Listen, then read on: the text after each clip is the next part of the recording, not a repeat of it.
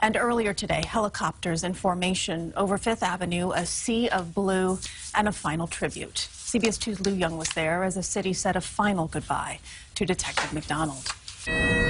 Stephen McDonald's coffin entered the cathedral at the head of a river of mourners, a city's tribute overhead, along Fifth Avenue, and from the pulpit at St. Pat's. Even though our hearts are broken, Stephen, we give you back to the giver of the gift that you were to each and every one of us.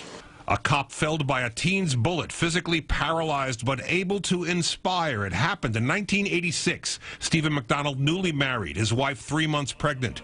Their son, now 29, spoke to a cathedral full of mourners, regular people and familiar faces. The depth of his father's appeal, remarkable. He was the greatest man that I could ask to be my father. My dad wanted to make sure his time on earth was not wasted.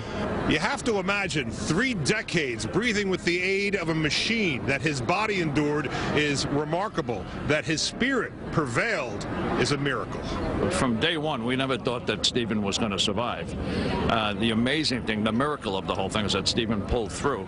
And then when he was able to finally speak, the first thing he did is forgive the kid who shot him. It was a message of love and forgiveness he never backed away from, a wheelchair evangelist in constant motion. He explained it to me 20 years ago, a mere decade into his journey. I have just very strong feelings about life issues and values, and they've been shaped by my life experience, certainly when I was shot and left for dead in Central Park. He was promoted to detective after his injury and continued to work for the department until his death, a constant message of reconciliation and forgiveness. You try to put yourself in that position.